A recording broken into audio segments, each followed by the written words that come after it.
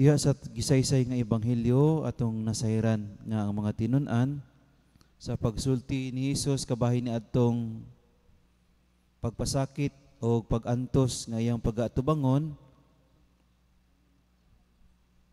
nga mao yang gisulti ngadto sa mga tinun-an.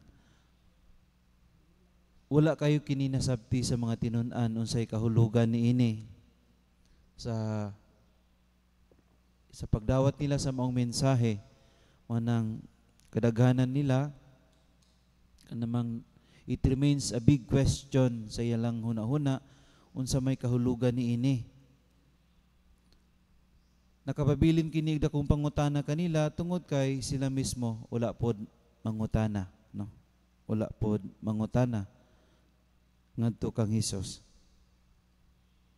Importante kaning pagpangutana tungod kay diha sa pagpangutana masultian man ta sa mga gikalibgan nato nga butang. Diha sa pagpangutana mapaklaro man nato ang usa ka butang aron matagaan ta og explanation. Diha sa pagpangutana kanang mapasabot nato ang atong mga kaugalingon sa mga butang nga wala nato nasabtan. Manang importante kay ning pagpangutana, no, para sa atong kinabuhi. Ang pagpangutana wala ka na nagpasabot nga bugo ta. Ang pagpangutana wala na nagpasabot nga kanang hinay tag apprehension. Ang pagpangutana is our desire sa atong kasing-kasing ug huna-huna nga gusto patang mukat-on. Manang it is not wrong nga mangutana ta tungod kay ang pagpangutana usa ka pamaagi sa pagkat-on sa usa ka butang. Sa dihang nagtudlo ko last 2009 dito sa St. Columban College sa Pagadian, mas ikalipay nako sa akong mga estudyante kanang mangutana. Karon sa Coriezo Seminary mao gihapon ako ang pagbati, mas ikalipay nako kung ako ang mga estudyante mo interrupt dayon mangutana. Tungod kay makita nako ang ilang interest diha sa pagkat-on. Manang mas mo-appreciate ko og bata og tao nga mangutana. Tungod kay kabulo ko nga ang ilang pagpangutana usa ka desire, usa ka tinguha sa pagkat-on, no, sa usa ka butang. Diha sa atong unang pagbasa nga gisaysay, wala tagibutan nga kana bang mangita sa butang nga makapalipay kanato. Of course, the purpose of human living is to be happy man gyud. Di ba sa tanan nga mga gipangbuhat nato, sa ato mga gipanghimo, na man gyud tay mga nagpaluyo nga intensyon ni ana nga kini makahatag kanato sa bunga sa kalipay. Wala man siguro'y nibuhat og usa ka butang nga wala ka naninguha nga malipay. Ug mao po ni karon ang gibasa sa unang pagbasa, no, sa Ecclesiastes. Mga batan-on paymusli ang inyong pagkabatan-on. Paglipay samtang batan-on pa kamo.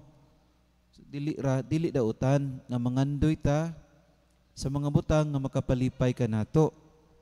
Buhat ang gusto ninyo ug buhinaot nga maangkon ninyo ang inyong gipangandoy. Dili dautan nga mangandoy tag usa ka butang aron ma-enjoy ta, malipay ta. Of course, again, that is the purpose of our actions, the purpose of our human living nga gusto tang malipay sa matag butang atong mga gipanghimo. Pero kinilang kinahanglan dili lang puros paglipay, dili lang puros pag-enjoy. Kinahanglan mangita kita sa kahulugan sa tuang mga gipangbuhat. Mangutana ta sa mga purposes, reasons sa mga butang nga atong gipangbuhat. Nga sumala pa, apan timan nga hugman kamo sa Dios sa inyong pagabuhaton, ayo itugot ang bisag unsa nga makapag-uol o makasamad sa inyong balatian kay dili kamo magpabiling batan-on sa dugayng panahon. Diha sa pag-enjoy nimo sa usa ka butang, makahatod kini nimo ngadto sa pagpangutana ba nga Hala, enjoy ani no?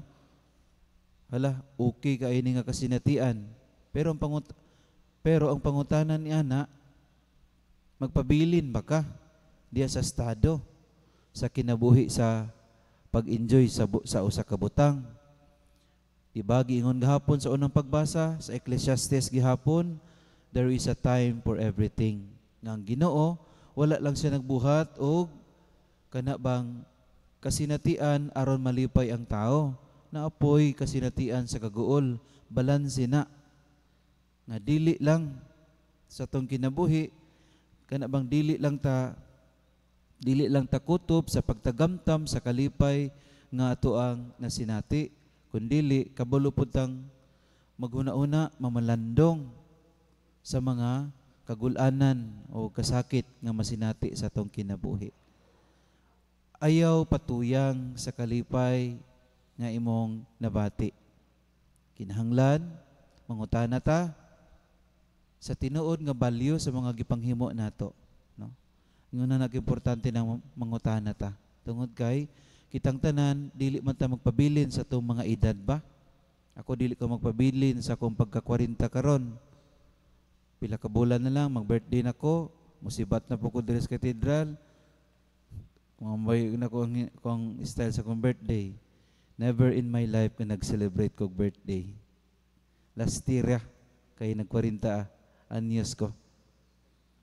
Last year ako nakasinati og birthday na ay cake og na litson.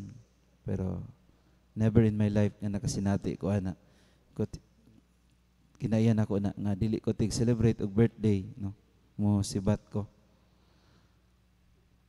Dili ta magpabilin sa tong edad karon. Matag tuig nagkatubo ato ang mga edad. Magkatuig kada tuig nagkatubo ang atong pangidaron. Manang nindot nga makapamalandong ta. 40 anyos sa manday ko, no? Dayon dili ra ba ko kabalo mo amping sa kong lawas, abusado ra ba kay ko sa kong lawas. Ako una-una, 60 anyos ra gyud ko ani, di na jud ko maabot ani mga 60 siguro. Unsaon man ako paggamit pananglitan sa kuha. Kaya ko 60 anyos ra magyud, taas-taas na grasya na sa Ginoo kung makaabot ko anang idara. Sa kong una-una, unsaon ako paggamit ang nabilin nga 20 ka tuig sa akong kinabuhi. Unsaon ako na paggamit. Na dili lang tungod kay na-assign ko katedral karon, layo ra ang akong kasinatian sa gamayng parokya pa ko na-assign.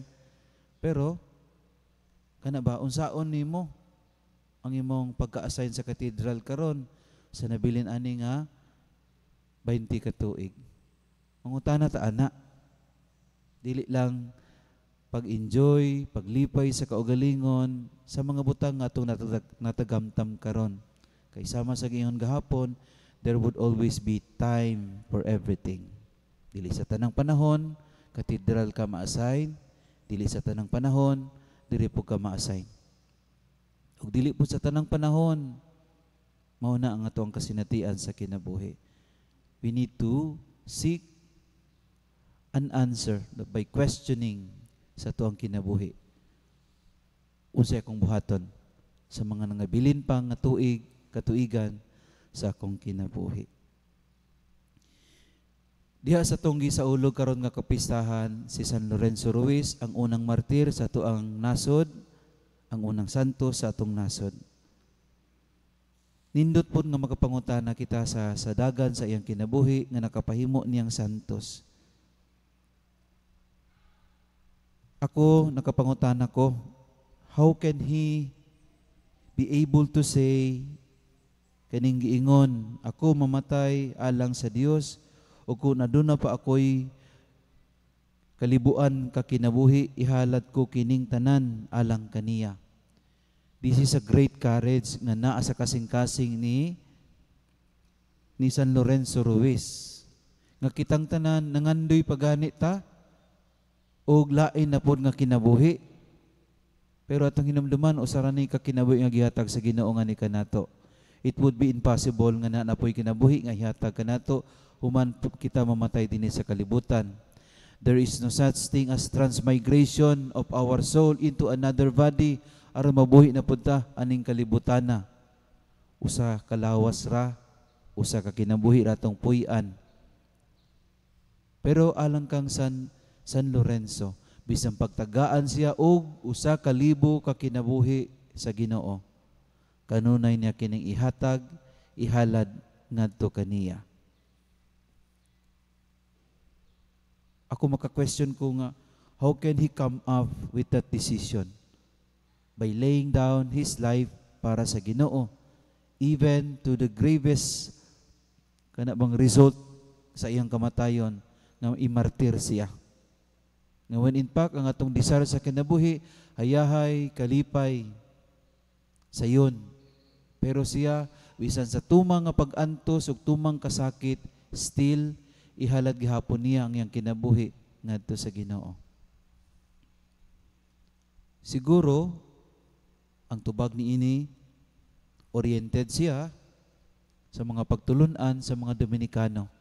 Oriented siya sa mga pagtulunan no, sa mga misyonaryo.